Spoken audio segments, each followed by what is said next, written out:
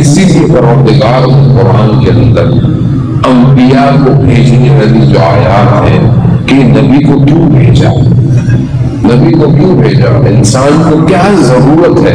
آج دنیا اتنی ماڈرن ہو گئی ہے، اپنے حساب سے بڑی ٹیکنالوجی آ گئی ہے اور کہتی ہے کہ مذہب کی ضرورت نہیں، دین کی ضرورت نہیں، اور انسان خود سوچے، انسان خود ترقی یافتہ ہو گیا ہے، انسان اپنا فیصلہ خود کر سکتا ہے، انسان جو دل چاہے کرے، انسان آزاد ہے، یہ ہے وہ، یہ آپ دنیا جان آپ سنتے رہتے ہیں، پڑھتے رہتے ہیں۔ یونیورسٹیز کی یہی تعلیم ہے، ویسٹ کے میڈیا یہی تعلیم دے رہا ہے، فلمیں، ڈرامے، سیزنز، اینیمیشن سب یہی تعلیم دے رہی ہے کہ مذہب کی ضرورت نہیں ہے انسان کو، خود انسان مختار ہے،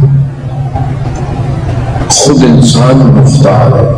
قرآن وغیرہ ہم نے کیوں بھیجا، یہ نبی تمہارے درمیان کیوں بھیجا، وہ وکیل ہے، تمہارا تزکیہ کرے،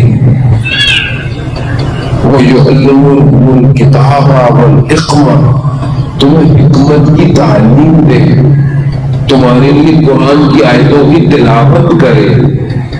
دنیا کا کون سا نظام ہے جو انسان کے نفس کو پاکیزہ کرتا ہے؟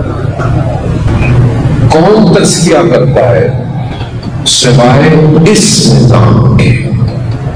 دنیا جتنا علم لے لے سب علم ایسی کھوکھلا ہے، سارے علم انبیاء کے شرط کے نیچے ہے، سارے علم۔